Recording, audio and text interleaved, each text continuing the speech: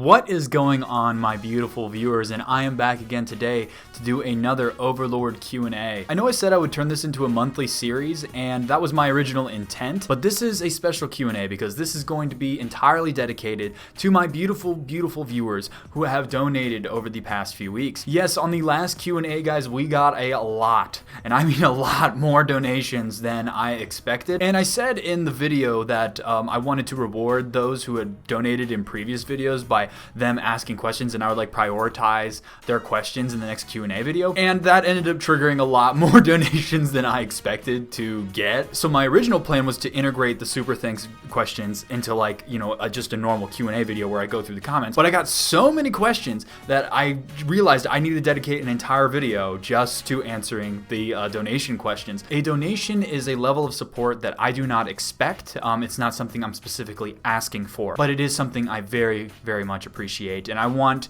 to show the proper amount of appreciation for that, and so that's why I am going to be dedicating this entire video just to answering the super thanks questions that came in on the last Q&A. Don't worry though, I do plan to do another Q&A where I just answer regular comment questions that are non-super thanks. I don't want to think like, oh, he's only going to answer questions that are super thanks. Of course not. I do appreciate any engagement on this channel, not just the super thanks. So with that being said, guys, if you haven't seen any of my Q&As before, the basic gist is I just go through the comment section and answer questions, but this time I have a specific set of questions that I'll be answering. First on the list, I'm going to start with the highest donation, not only that I got on the last video, but also the highest donation that I've received on my channel, period. And that is from the glorious Used Napkin. I'm sure your buddies Penny and Chip are watching as well. Thank you so much for the kind words on your comment as well. A big part of why I've kept this up so long is people like you, people that get enjoyment in what I make. Being able to bring enjoyment into people's lives, get them interested in something, that's the main reason I do this, and so I really appreciate hearing that. Thank you so much. So the question that Used Napkin asked is, in the event of Ainz's death or disappearance, who do you think of the NPCs would make the best ruler of the kingdom? Any potential fallout or splintering of the NPCs would be very interesting to theorize about. So that's a fun question. I like the fact that it's hypothetical. I can kind of just go on my own tangent here. So if I'm approaching this question just logically, I think the most obvious answer is Pandora's actor. I can't remember what volume it was in, but I'm pretty sure there was a conversation once that was shown in the light novel that the NPCs were talking about like Ainz's heir, and they consider Pandora's actor kind of on like a higher elevation because he was made by Ainz. And I know in the season 4 content, Ainz also said that he considers Pandora's actor his child. So just using that logic of what Ainz said, and also what I believe the NPCs think about Pandora's actor, is that he would kind of be the presumptuous heir of Ainz if like anything happened to him or something like that. And also objectively, Pandora's actor wouldn't be a bad choice either. It's been shown several times in the light novel and anime that Pandora's actor is a very highly intelligent creature despite his theatrics and everything like that, but also the fact that he's pretty neutrally aligned karmically as well, which comes in handy because that would help temper his impulses one way or the other. Demiurge is a great administrator, but he's so evilly aligned and his personality is so evil, I feel like he would just kind of jump to a lot of evil solutions that like wouldn't necessarily be optimal. Maybe it's hard to tell. And the same goes for like Albedo. They're both very good administrators, but like their worst impulses are usually tempered by Ainz's restraint. And so counter to that, like let's take Sebas, who's like the most positively karmic aligned being in Nazarick. The problem with Sebas is that he's a butler. He's not like an administrator NPC like Demiurge and Albedo are. So leading a whole group like that I think might be beyond his skill set. Going into who I think would be the best ruler, really I think that would come down between Pandora's actor, Demiurge, and Albedo. Those are the only three I could see that could make a case for taking over all of Nazarick, just based on their previous positions and their skill sets and what they've done as NPCs under Ainz, and like what would make them good rulers. Of course, this is an opinionated question, so if you have a different opinion on who you think would make a good ruler, leave that in the comments section. This is a great question. I like discussion-based questions like this. So next on the list, coming in with a $25 donation, we have Armando Solis 9357. Do you think that in volume 17 and 18, Ainz could potentially visit the Dragon Kingdom and learn about wild magic from Draudion or Aculus? To answer your question on if I think Ainz is going to visit the Dragon Kingdom in those volumes, I doubt it. Based on what we know, this is going to be the final arc of Overlord because Maruyama wants to end Overlord at Volume 18. Based on how Volume 16 ended, I believe the next arc is going to take place in the Slain Theocracy. Would it be valuable for Ainz to learn more about wild magic? Absolutely. It's not like he can use it because you can't use tier magic and wild magic at the same time unless you're Kiralim. Do I think it'll actually happen? I don't think so. I think that's out of scope for where we are setting up this next arc of Overlord and how much time is left. I don't think that could happen. It would take too much time to orchestrate an arc going to the Dragon Kingdom that, based on the runtime we have left in the volumes, I just don't see that happening. I think the world just got too big for Maruyama's scope of the story. An arc in the Dragon Kingdom would be awesome, but unfortunately, I doubt that's going to happen. That's just speculation, though. It could happen, for all I know. So next, with a $15 donation, we have Timothy Cambron, and they ask, how would you like to see the story and its characters of Nazarick and the New World end? Specifically, where each character might end up when the final volume or volumes is released. That is a loaded question, and honestly, that's a very complex answer there. I've never really thought about it because I don't want to make assumptions on how the story's going to end. It's just there's so little time left. We only have 2 volumes, and this world is so huge, and we haven't even explored like every corner of it, not even close to every corner of it yet. I really feel like the story of Overlord is just kind of going to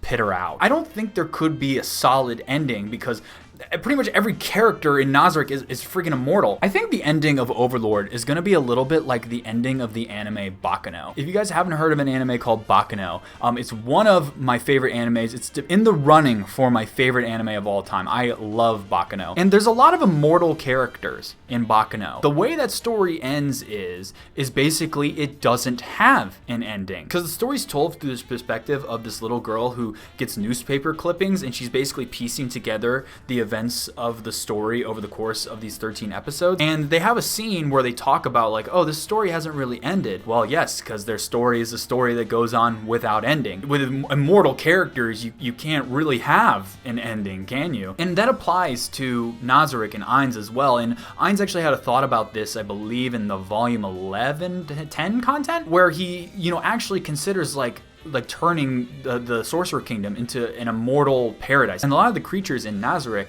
do not have natural ends to their lifespans. This is like an entirely possible thing he's thinking about. I just don't see the story having a definitive, like, this is the end. Like, it might just be a resolution of establishing the Sorcerer Kingdom as the supreme power of the New World. If they haven't already, because I feel like they kind of already have. What I think would be the most, like, kind of poetic ending of Overlord is basically just Ainz finally accepting his role as the supreme overlord of the New World. The New World now belongs to him. His nightmare of being like just having these expectations forced on him by outside forces, it's now literally on a planetary scale where the entire planet views him as this omniscient creature that the Nazarick people think of him as. And he is now stuck in that role, possibly permanently, since he has no natural end to his lifespan. As for the characters themselves, I don't really see them changing all that much either. I mean, they haven't really that much in the course of 16 volumes. But that's a very interesting question. I'm thinking about something I haven't really thought about. So moving on, next we have Andre J. Panchik 1924 coming in with the 10 Canadian dollars. Thank you so much. I am not the most knowledgeable about Overlord because I'm anime only, but what are, in your opinion, the most powerful world items in Overlord, if you can name a few? Okay, so this question actually, I believe, has an actual answer. It may be up to interpretation a little bit, but the most powerful world items are those 20. The 1 of 20 is what they call them. In Yggdrasil, they were viewed as the balance breakers. They were the game-breakingly powerful world items. They're so powerful, you're only allowed to use them once before they vanish, and then you have to get a new one if you want to use it again. Out of that group of 20, the one I think that would be the most dangerous to like someone like Ainz in the New World, I think it would be Longinus. How Longinus works is that basically at the cost of the user themselves, it deletes all the data of another existence. You cannot resurrect them, you can't get the data back, they are gone. The only thing that can counter it is a world item resurrection effect. That world item would allow some nobody villager in the New World to kill Ainz if they had it, at the cost of their own life. For a military use, that would be incredibly powerful. If someone was able to use that on Ainz, that would be catastrophic. There's one other one that I really think is super, super powerful that I know about in the 1 of of 20, and that's Ouroboros. And Ouroboros in Yggdrasil allowed the player to contact the Yggdrasil devs to change something about the game. And applying that logic to the new world means you could change a law about the world and to whatever you want. And that's literally godlike power. Like, you can just set a rule that now exists in the world. And it hasn't been confirmed, but it's been theorized that the 8 Greek kings used a world item that was either Ouroboros, or there was another one called 5 Elements Overcoming. I believe it's called Wuxing Controlling Cycle in the official English light novel. But Wuxing Controlling Cycle, or 5 Elements Overcoming, would allow them to change the magic system. And it's believed that that's what the 8 Greek kings did to change the system of the new world to tier magic. But Ouroboros allows for more changes than even 5 Elements Overcoming allows. So it's like an even more godlike power than that. So those are the two that really come to mind in terms of like how they are just so brokenly powerful. One is can kill literally anything, and the other one is make a rule like you're a god. To answer your question, the most powerful world items are those 1 of 20. They are the most powerful, but I guess the drawback is they only have one use, but those are like the ones with the most potent effects, I would say. So objectively they're the most powerful, but specifically those two are the ones that like I really think are like crazy powerful. There's others as well that you could make a case for. So moving on, we have Jedi 6153. Good lord. This is a very long question, so I'll just kind of briefly summarize what they asked. So basically they asked if it would be possible in the new world for someone to obtain the world champion class if an event like the tournaments in Yggdrasil where you would obtain the world champion class, if they could do something like that in the new world, would that be possible for them to get like the world champion class? Basically how job classes work in the new world is it's whatever you do, you get a job class. Gazef won a tournament in Riestes to become the head warrior, and therefore he obtained the champion class. And just like I've said many times, a theme of Overlord is it's real life, and like the reason why they're obtaining these classes is because of things they've actually done. So if we held a world tournament, some Budokai Tenkaichi stuff, would someone be able to get the title world champion in the new world? Based on the information you've said and just what I know from Overlord, I think it's highly likely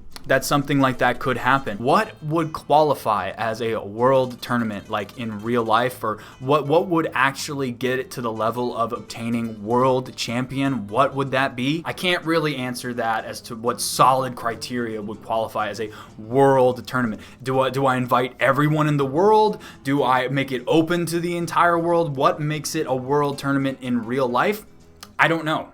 Just based on how you explained the functionality of job classes and what I know about it, if we were able to meet that criteria for a world tournament, I think it's entirely possible if someone won that, they would gain the world champion class, just like Touch Me did in Yggdrasil. I find that to be completely logical and possible. I'm sorry if my answer is unsatisfactory. There's just no hard evidence in the light novel of something that could classify as a world tournament like the developer sanctioned ones in Yggdrasil. I mean, basically that would have to be like whoever the god of the new world is sanctioning a tournament. That's the only thing I could think of that would be the same level of the developer sanctioned tournaments in Yggdrasil. But wonderful question, very deep dive. So next on the list we have James Back 8024 with the $5 donation. Thank you very much. So can you confirm or refute my theory, please? In the Dark Warrior arc, when Narble is fighting Khajiit, she uses a dagger clearly from the Swords of Darkness. My theory is she took that dagger from Lucrit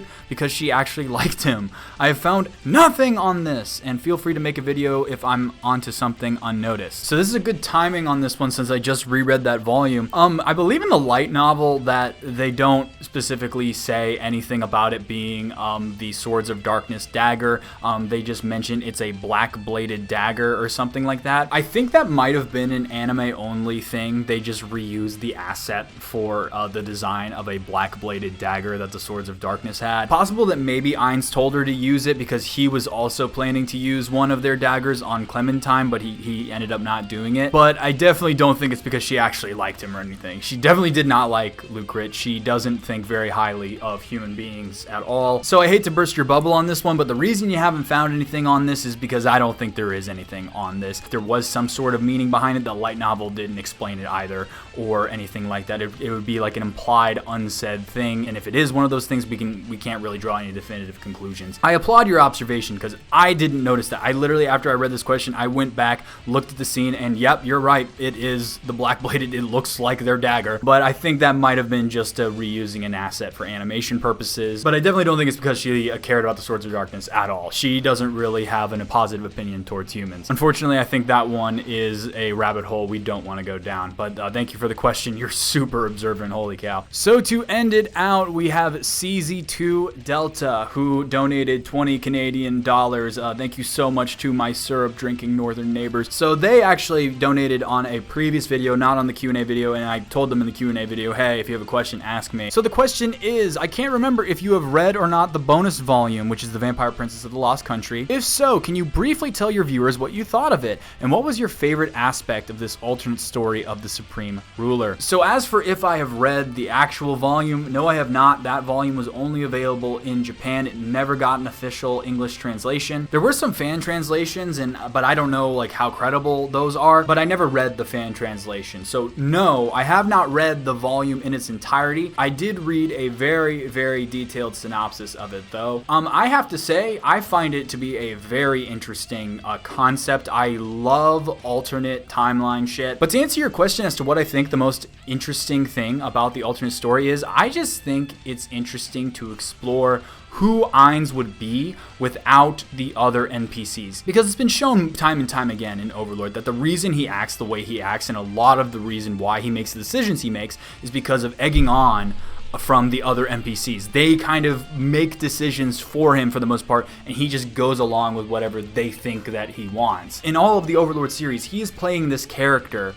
to the Nazarick NPCs who had this preconception about him. But in the bonus volume, he doesn't have the NPCs with him. He's by himself. So I think that is the most interesting thing about the bonus volume, is that we get to explore Ainz's character without all these external forces forcing him to do these things that they think he wants them to do. He can branch out and kind of be his own person. And there's even a thing he said in his mind in volume 1 or 2. So in the actual Overlord story, he said like if he didn't come to the new world with the NPCs, he probably just would have explored the world and just had a good time, just checking out this new world. And I believe that's pretty much what he does in the bonus volume as well. We get to explore an entirely alternate Ainz, I think, and I think he becomes like a completely different character. And I believe he doesn't even call himself Ainz Gon in the bonus volume. He calls himself Suzuki Satoru. He uses his real name in the bonus volume as opposed to the fake name of Ainz Gon. But that's what I think is the most interesting thing about that volume. But yeah, unfortunately, I haven't been able to read it, so my answer is kind of uninformed. Maybe one day I'll be able to. I mean, I've been like trying on the side to practice speaking Japanese as much as I can, but